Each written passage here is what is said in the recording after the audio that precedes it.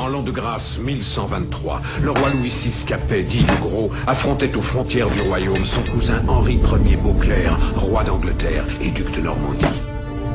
Il était entouré de vaillants chevaliers. Ces hommes croyaient en Dieu et aux forces du mal. Merde. Croque l'abruti. Bon, c'est pas grave. Ça donnera du goût à ma machine à laver. Je suis venu pour sanctionner et je suis venu pour honorer. Alors d'abord, je vais parler de mon livre. Mon livre a tellement de burnes qu'en fait, je suis obligé de lui mettre un slip. Parce qu'en fait, si j'enlève son slip, qu'est-ce qui se passe? Il y a ses couilles qui pendent. Voilà. Donc ça, c'est problématique. Je pense que c'est un des livres qui a la plus grosse paire de testicules de l'histoire du livre. D'ailleurs, on a essayé de le stocker dans une librairie. Et en fait, il s'est mis à agresser les autres livres. Il a monté un gang avec les livres street crédibles de la librairie, tu vois.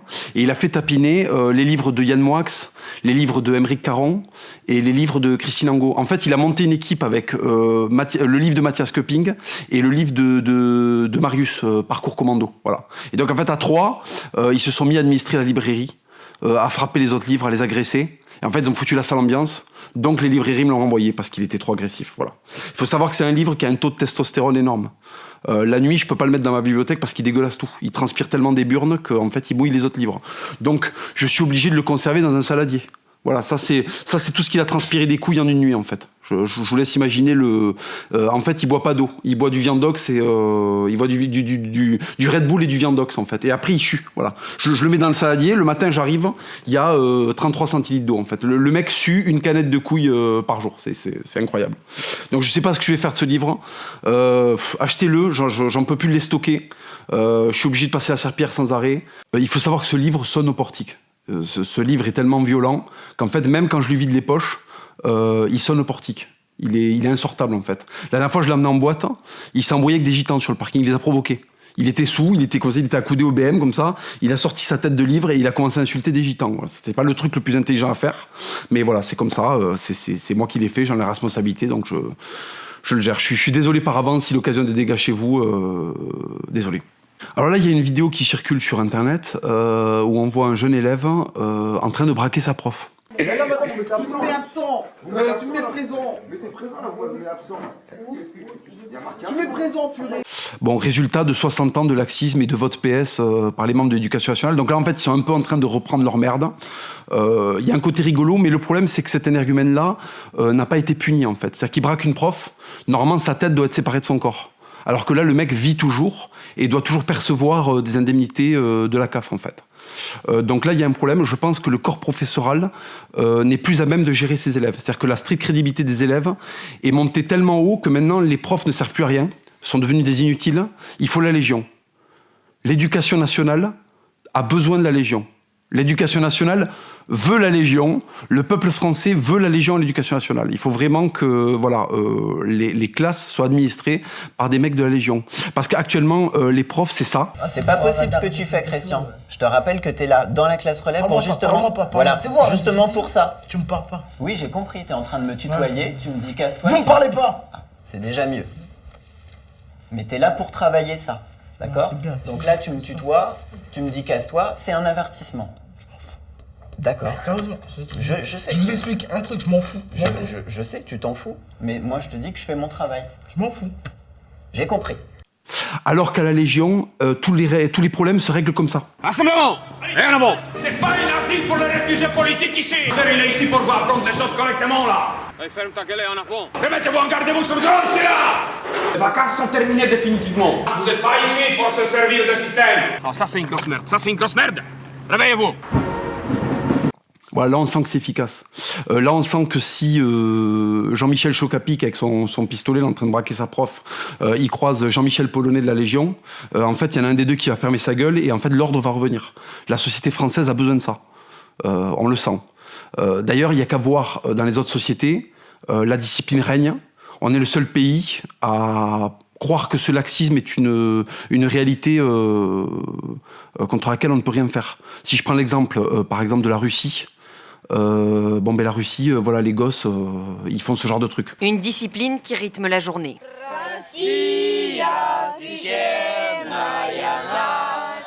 Ils doivent aussi allumer un feu sur la plage en un temps record.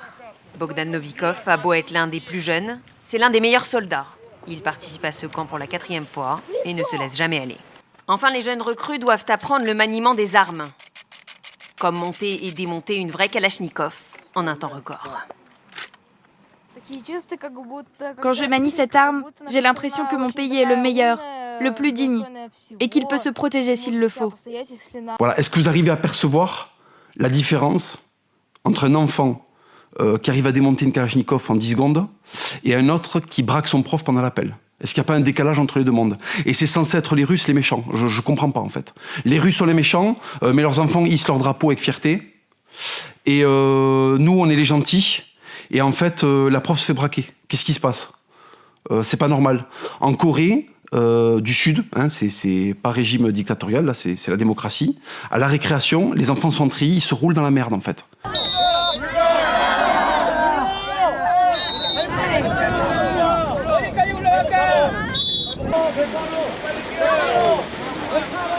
En fait, tu gagnes le droit de rentrer en classe si tu as bien rampé, si tu as fait ta petite guerre à la récré. Donc chaque récré est une petite guerre en treillis, et après tu peux retourner en classe. Tu vois. Il n'y a pas de club échec. C'est le club guerre en fait. Tu t'inscris pas au club foot, tu t'inscris pas au club ping-pong, tu es au club guerre. Donc tu fais ton petit club guerre, et après quand tu retournes en cours, tu es content de t'asseoir en maths en fait. Tu vois, tu penses pas à autre chose, tu es concentré. Il nous faut ça. Pareil pour l'Espagne. L'Espagne, qu'est-ce qui se passe? Il y a des drapeaux partout, les enfants font de la flûte. Voilà, des gosses qui font la flûte parce que y a le roi d'Espagne qui vient les visiter avec les drapeaux. Est-ce qu'en France ça existe?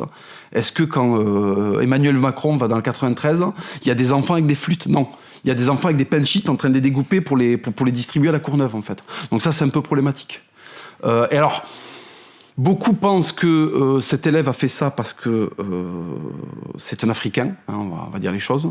Non, cet élève ne fait pas ça parce que c'est un Africain, cet élève fait ça parce que c'est une merde qui a été produite par le laxisme français.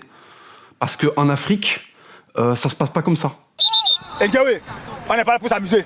J'ai dit que donne le ballon! Voilà, là clairement, les mecs sont encadrés par un type, il a pas une tête, il a un avertissement en fait. C'est pas une tête, c'est un refus qu'il a le mec.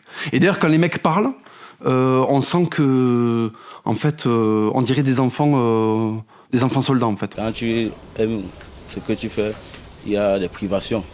C'est là où on essaie de faire la différence. Quand on entre à l'école pour les brasseries, c'est se priver de cette distraction pour mieux avancer. On sent qu'il y a un traumatisme. Un enfant qui va à l'école et qui n'est pas traumatisé en sortant, c'est du communisme, en fait. Ça va donner de la merde, il va être déstructuré. Il faut qu'un enfant, il apprenne la discipline. Bon, le problème qu'on a, c'est que les profs refusent l'autorité. Et parce que comme tous les profs sont communistes, en fait, ou assimilés, ils veulent pas faire rentrer la tarte dans le game, en fait, de l'éducation nationale. Les CRS ont fait preuve d'une violence apparemment assez forte contre les étudiants. Or, on voit bien que ce refus de la violence crée des enculés sans limite, en fait. Tu vois, je viens de me fumer un joint, je suis un peu foncé, je comprends rien à ce que tu me dis. C'est comme ça qu'on est au lycée pour apprendre dans cette... Je suis pas venu ici pour parler chinois. C'est soit vous parlez français et je me barre, ou soit vous cassez pas la tête. Moi je suis un PD pour que tu me parles comme ça. Je vais me référer à Marius, légende, commando de marine. Voilà comment Marius, voilà le rapport que Marius a à l'autorité. Ceux qui sortent de ce taxe, je les remets dans l'axe à ma manière. Qui fume ici, levez la main. Ça m'arrive, mais pas régulièrement. Baisse ta main, j'ai pas envie de discuter avec toi. Je considère ça comme une faute professionnelle grave. Je me ferai un plaisir d'aller voir le Pacha pour demander autorisation que tu sois viré. Mais peut-être qu'on a des règles communes du fait qu'on travaille ensemble dans une équipe et que... Et retiens tes larmes parce que je vais t'assommer. Voilà, et je vous laisse comparer avec cette prof qui parle de ses élèves. J'avais envie de pleurer, j'ai même craqué plusieurs fois à l'école. Et retiens tes larmes parce que je vais t'assommer. Alors il y a une autre vidéo qui circule qui est un peu en train de m'agacer aussi, c'est en fait des policiers qui sont en train de faire leur métier. Et il y a un mec qui les insulte. Voici une salope. Sale pute, retourne-toi si t'es un homme. Espèce de pute. Une pute, pétasse. Espèce de pute. Avion pète un tête si t'es un homme. Sale pute, va, regarde.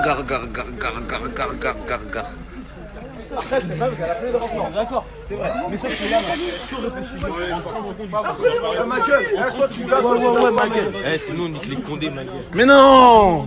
Ils ont peur! Avec la taille que je suis, Il devient tout rouge. Soit tu gazes pas. Regarde. C'est quoi ça? T'as aspect. Voilà, on dirait un éducateur, voilà. On voit les vidéos, on baisse les condés.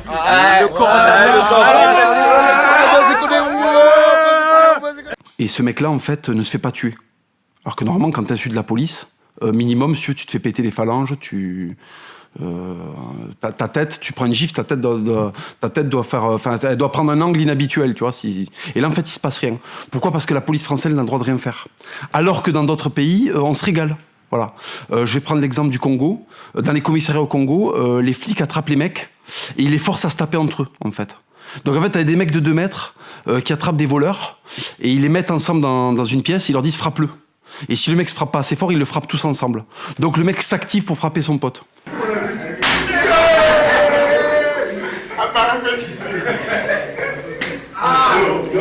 Alors au Brésil, c'est encore plus, efficace. Le policier est un mec en short et en claquette. Donc tu sais pas que c'est un policier. Il a un P38 sur lui.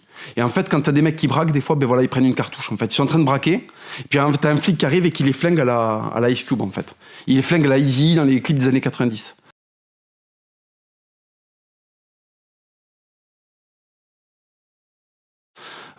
Et ça, j'ai l'impression que là, la justice a une saveur. Je sais pas, il y a un petit côté épicé que j'aime bien là-dedans. Tu vois, on gagne du temps en fait. Le problème dans une démocratie, c'est que si tu veux, on perd du temps, tout le temps. Un mec fait de la merde, il faut 60 personnes pour le juger et l'envoyer en tôle pendant 3 jours. Alors qu'au Brésil, un mec braque, qui prend une cartouche dans la tête, ça coûte rien, c'est efficace et ça fait un enculé de moins sur terre. J'ai l'impression que le modèle brésilien, voilà, il y en a peut-être quelque chose à apprendre. Bon, je pose la question, j'affirme rien. Pas besoin d'aller à l'autre bout du monde. En Espagne, la police a le droit de fracasser des gens.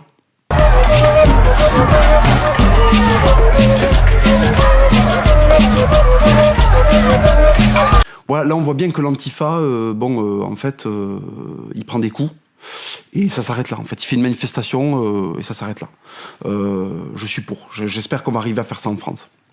Alors, ce qui est intéressant avec le cas de l'Espagne, c'est qu'il y a quand même une petite touche médiévale. Une ruelle, des gueux qui débarquent. Et en fait, là, au lieu de faire une charge de cavalerie, on leur fait une charge de matraque, en fait. Il y a un aspect petite marmotte. Tu vois, c'est en fait, l'hiver vient de passer. C'est les premiers jours du printemps. La petite marmotte sort son museau comme ça pour essayer de renifler s'il n'y a pas un morceau de gruyère ou une petite graine comme ça à grignoter. Et là, elle prend une espèce de coup de saton dans la fif, en fait. Ça, c'est magnifique à voir. Tu vois.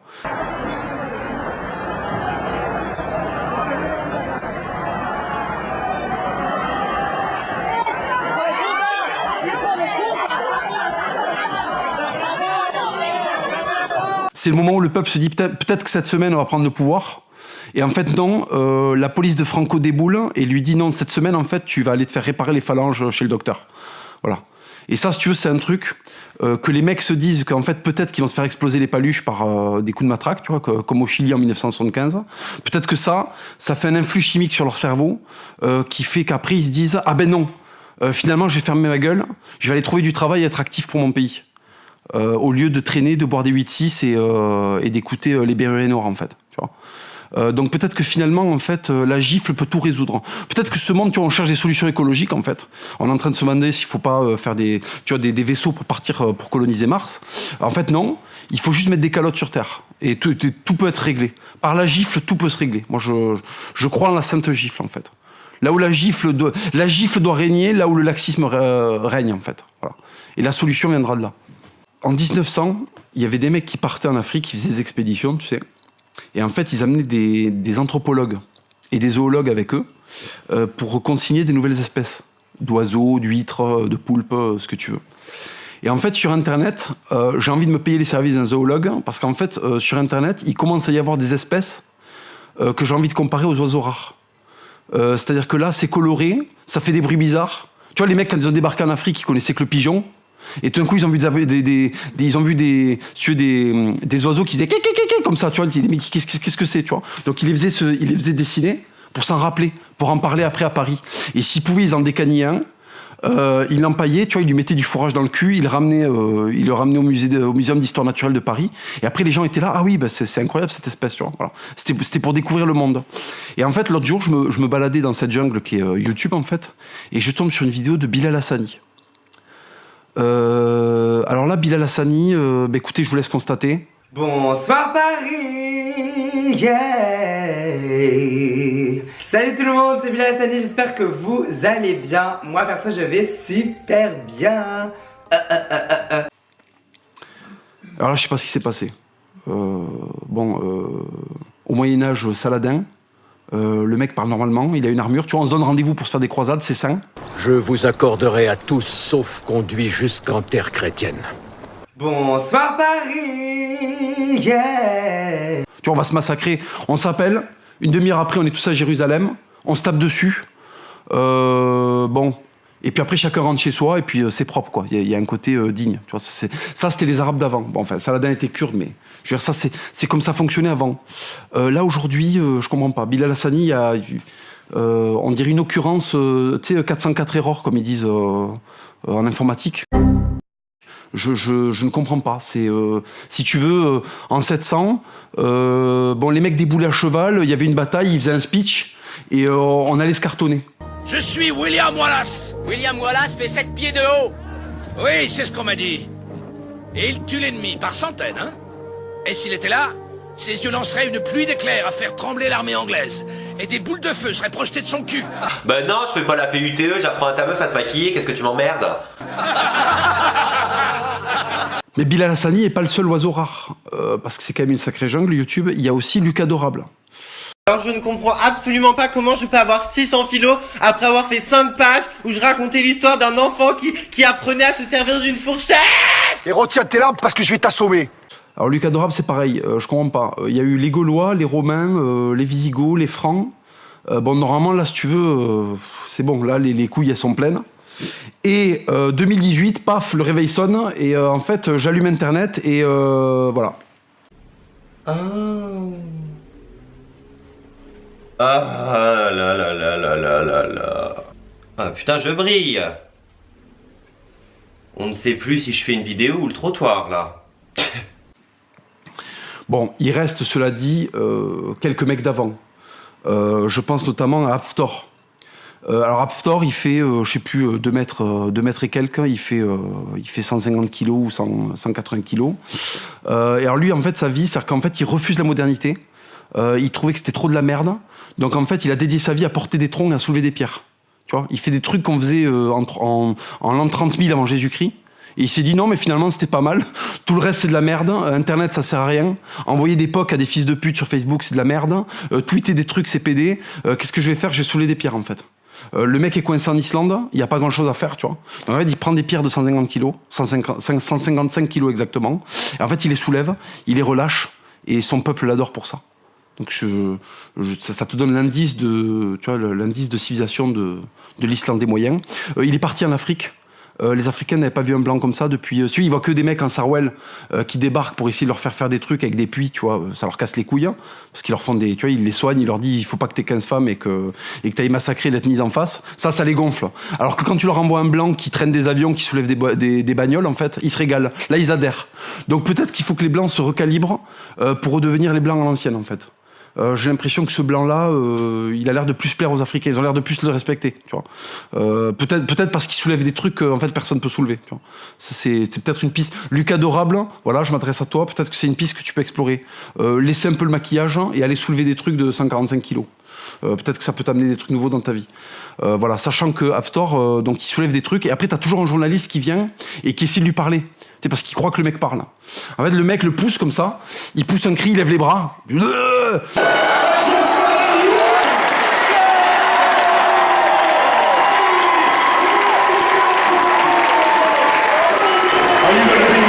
world's strongest man this year, you are European champion.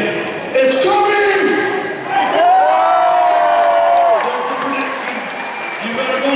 Et en fait, il s'adresse à Odin. Parce qu'à ce moment-là, BFM TV, il s'en bat les couilles, lui, tu vois. Le journaliste de iTélé, de la Dépêche, du Parisien, il s'en bat les couilles. Là, tu vois, il le décale. Et en fait, il crie, il pousse un cri. Et le mec est là, oui, mais alors, non, mais ta gueule, là, je m'adresse à Odin. Toi, t'es pas Odin, toi, t'es un fifou, casse-toi. Et ça, je respecte beaucoup. C'est les mecs qui décalent les journalistes pour parler aux dieux d'avant. Si tu veux, là, il y a un aspect, bon, tu sens que, en fait, la Troisième Guerre mondiale, c'est lui qui va la démarrer, en fait.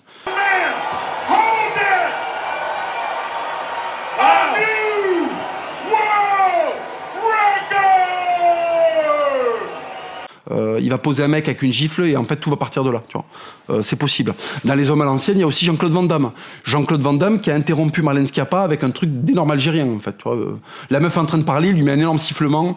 L'étape suivante, c'était enlever sa babouche et il a cartonné avec, en fait. Au-delà du fait d'être une femme, qui nous rappelle à notre condition de femme et à la condition qui est inégalitaire par rapport à celle de l'homme. Excusez-moi, mais... Je vous en prie, allez-y. Non, mais... Attends. Qui nous rappelle qu'on est une femme ou un objet. Non, tu es une femme, je suis un homme. D'accord, jusque-là. Autre blanc à l'ancienne, le Pépé Jacqui. Alors c'est intéressant parce que Pépé Jacqui, on vient pour faire un reportage sur lui. Il ouvre la porte, il voit un journaliste qui est né en 2000, tu vois, en l'an 2000. En fait, il referme, il se casse. C'est-à-dire que là, c'est le degré supérieur de ferme ta gueule. Il n'y a pas de mots, il n'y a pas de coup. En fait, il te voit, et en fait, il se décale. Je vous laisse constater, c'est fantastique. Attends, je vais pas tout regarder. La journaliste ne comprend pas. Elle vient, elle veut de l'information, elle a un dos, en fait. Elle venait pour du partage. Le mec se tourne et se barre, en fait. Il y a même pas un mot. Là, c'est le viol absolu, en fait. C'est le mec en train de violer la modernité sans sortir sa bite. C'est fantastique. Alors là où Jacqui est fantastique, c'est qu'en fait, il dit, bon, pour lui, ça s'est arrêté dans les années 80. Ça dépend de tout. Et vous avez envie de nous dire quoi, à nous, les jeunes? Je vais être franc avec vous. Moi, j'ai arrêté le chrono en 80, c'est pas hier. Le modernisme, j'en ai horreur. Ça n'a apporté que des emmerdements, que des contraintes, que des contrôles, que des obligations. Et moi, ça, j'aime pas du tout. Hein. Donc, autrefois, nous étions libres. On n'était pas riches pour autant, mais nous étions libres.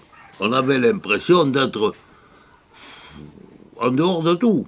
Mais non, mais vous avez le droit à rien aujourd'hui. Alors moi, j'apprécie pas. Et quand j'ai vu ça, dans les années 80, j'ai dit, oh, le modernisme, n'en parlons plus. Les jeunes, je les aime bien, mais je les comprends pas. Voilà, il y avait les années 80, ça s'arrêtait là. Tout le reste après, ils trouvent que c'est de la merde, en fait. Parce que les années 80, bon, il y a commencé à avoir des trucs bizarres. Almodovar, le téléphone. Bon, là, le mec s'est dit stop. Les tatous, tu vois, le mec a vu le premier tatou, il a dit qu'est-ce que c'est que ça. Et donc, en fait, il a déconnecté. Ça, c'est très respectable. Donc, en fait, le mec fait des tours avec sa canne autour de sa ferme. Il met des punchlines à la modernité et il s'intéresse plus à rien. Ça, je respecte énormément. C'est le plus haut degré de résistance, en fait. Quand tu refuses d'interagir avec le monde. C'est-à-dire qu'en fait, le mec arrive, il dit bonjour, est-ce que vous voulez que je vous installe la fibre? Tu lui mets un dos et tu t'en vas. Il faudrait qu'on fasse ça, qu'on mette des dos à toute la modernité, en fait. Il y a un mec qui débarque, qui dit oui, voilà, je suis une personne transgenre. Tu lui mets un dos et tu t'en vas. Tu l'as pas agressé, tu l'as pas insulté. En fait, juste tu t'en vas, tu refuses. Tu mets un mur métaphysique entre toi et lui. Alors bon, il y a eu le mondial cet été. Alors je sais pas si c'était le mondial de roulade ou le mondial de football pour Neymar. É vantagem brasileira, pode dar vantagem seu juiz. Dá vantagem pro Neymar, pegaram ele no caminho. E agora, seu juiz? Claro que não pode.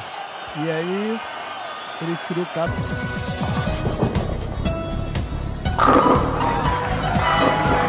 J'ai l'impression qu'il a perdu le mondial de football, mais qu'il a gagné le mondial de roulade. Il roulait. Le mec n'a fait que ça pendant le mondial. Donc je crois qu'il gagne 4 milliards par mois, ce qui est quand même incroyable. Il gagne 4 milliards par mois pour rouler. Alors qu'au fin fond de la Courneuve, il y a 2 Algériens paraplégiques, en fait, qui se donnent rendez-vous sur un ring pour starter.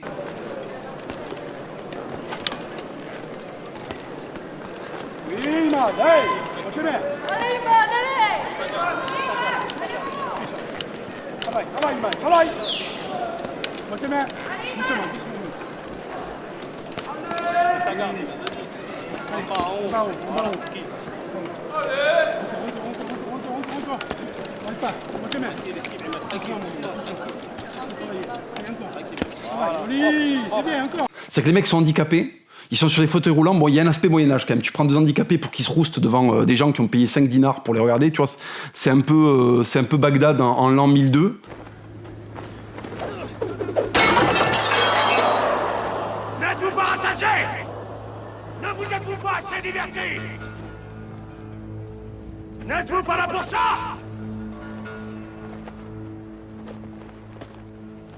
L'espagnol! Mais de l'autre côté, c'est très très respectable parce qu'en fait, ils ne gagnent rien, ils sont handicapés et ils essaient de se rendre encore plus handicapés.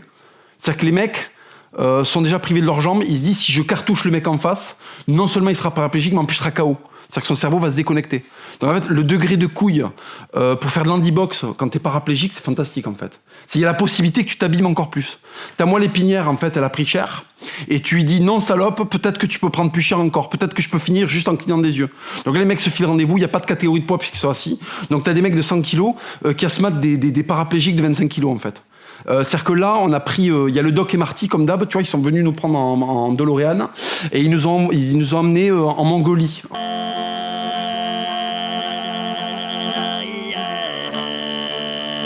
En l'an 600, en fait. Tu vois, il y a Kukulkan, Gengis Khan, tu vois, il est sur son trône, et là, il y a 2 mecs paraplégiques sur des tabourets qui essaient de se démonter. Mais là, le niveau de respect est fantastique. Tout est de la merde. Je suis allé voir Mad Max, après, c'était pourri. J'ai regardé Predator, c'était presque pas au niveau de ça, en fait. Le dernier Predator est 1000 fois plus pédé, en fait, que ces 2 mecs qui se cartouchent en handibox, et qui gagnent pas un rond. Donc, respect à eux. Respect aux mecs de l'handibox qui se cartouchent pour pas un rond, alors que Neymar est millionnaire et qui se roule par terre. Bon, en ce moment, il y a des mecs en VTT qui roulent sur des endroits où il y a marqué coteau de chasse et ces fils de pute, ils lisent pas. Et donc, ils sont cartouchés par des chasseurs.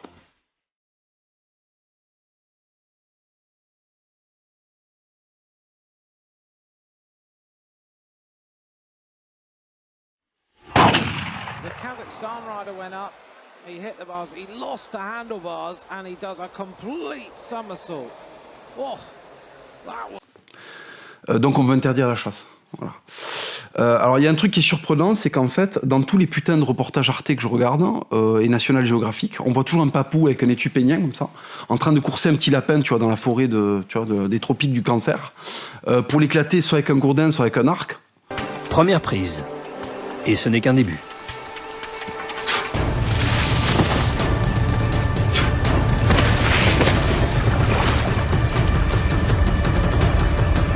Comme Bénin est l'un des chasseurs les plus rapides, c'est lui qui poursuit les singes qui tentent de s'échapper. Et ça, c'est noble, ça, c'est beau. Et par contre, quand c'est un Ariégeois ou un Corse ou un Alsacien qui sort avec un 12 pour aller se faire respecter par la nature, là, ça pose problème.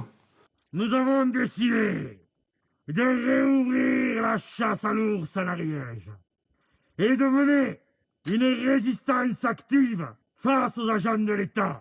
Une trentaine d'hommes cagoulés et armés, désignant sans détour l'État et les ours pour ennemis. Cette vidéo anonyme a été transmise hier soir à des médias ariégeois. En fait, je comprends pas, en fait. La chasse ancestrale de la tribu, tu vois, de la tribu de Nouvelle-Zélande, ça va. La chasse ancestrale de la tribu d'Ajaccio, ça va pas. Alors, pourquoi? Donc, en fait, je crois avoir compris, c'est parce qu'en fait, la chasse te relie beaucoup trop à tes burnes, en fait. C'est-à-dire que quand tu chasses, ta nourriture, elle arrive dans ton assiette. C'est pas un fils de pute à Rungis qui l'a découpé, tu vois. C'est en fait, t'es allé te la chercher, t'as vidé le truc, t'as sorti ses tripes, en fait.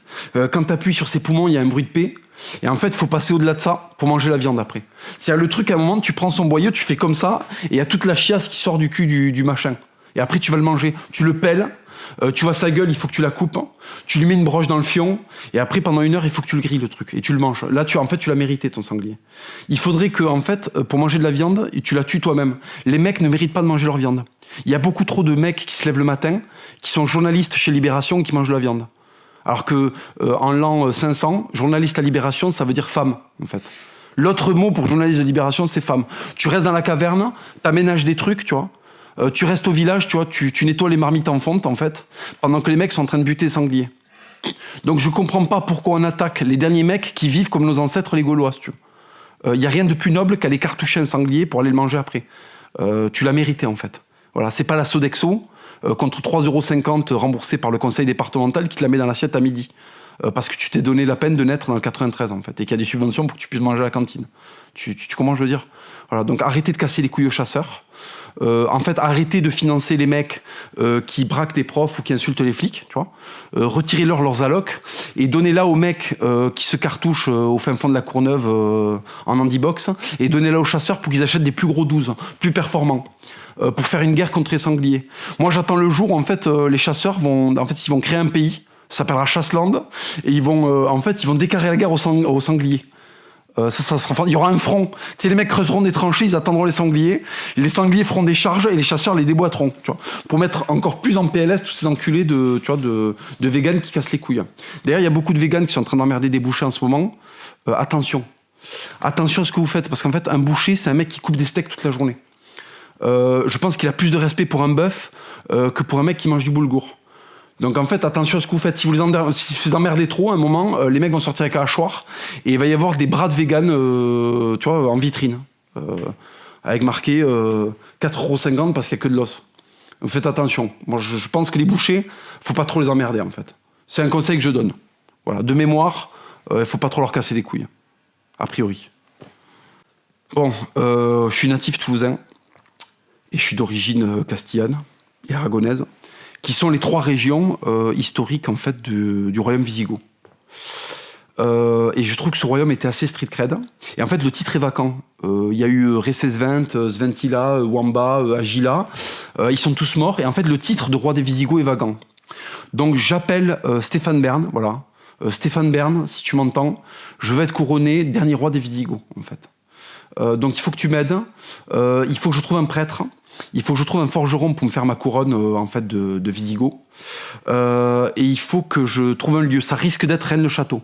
Je donne rendez-vous à tous mes fans. Je vais voir le lieu et la date, mais il y aura très certainement l'été prochain un couronnement, voilà, du dernier roi des Visigoths. Donc en fait, vous ramènerez du vin, il y aura des sangliers à la broche. On fera un méchoui de sanglier, donc j'inviterai les gens, il faudra ramener son vin, et en fait je serai couronné dernier roi des Visigoths. Voilà. Parce qu'en fait j'ai fait un test génétique, et je me rends compte que j'ai du sang Visigoth. Mon patronyme vient des Visigoths, donc puisque le titre est vacant, je veux devenir le dernier roi des Visigoths. Je vais lancer une pétition, j'espère que tous ceux qui me suivent vont la signer, parce qu'en fait, il n'y a plus de roi des Visigoths, c'est pas possible. Donc voilà, je me porte volontaire, je vais être couronné roi des Visigoths.